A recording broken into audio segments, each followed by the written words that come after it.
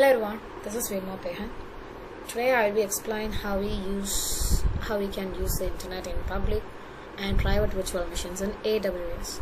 We will see how public VMs connect directly and how private VMs use NAT to securely access the internet. So here we go.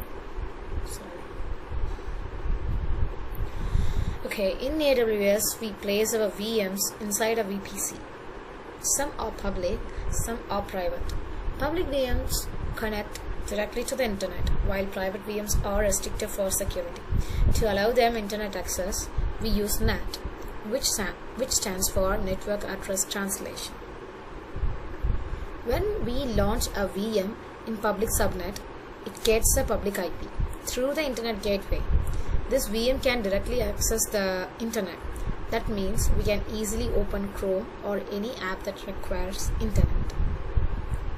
So the private VMs, on the other hand, do not have public IPs. They cannot directly reach the internet. This is intentional because private VMs are often used for sensitive tasks like running databases. But sometimes even private VMs need internet. For example, to install update or to open apps in Chrome. For this we need NAT. NAT is like a translator. The private VM sends traffic to the NAT device. The NAT device then talks to the internet using its own public IP. The internet sends a response back to NAT, and the NAT delivers it to the private VM. In this way, the private VM uses the internet without ever being exposed directly. So, steps to enable internet on private VM. To make this work, we follow these steps. First, create a VPC with both public and private subnets. Second, attach an internet gateway. Third, create a NAT gateway or NAT instance in the public subnet. Fourth, update the private subnet's route table so that traffic to anywhere goes to the NAT. Now, when we open Chrome in a private VM, it connects to the internet through NAT. So, this shows the setup. The public subnet has a VM and the NAT gateway. The private subnet has a VM without a public IP. The internet gateway connects the VPC to the internet. Public subnet routes directly to the internet gateway, while private subnet routes to NAT to reach the IGW.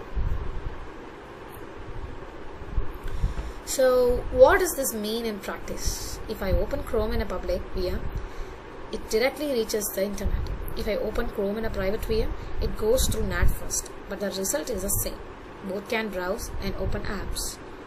The difference is that the private VM stays hidden from outsiders.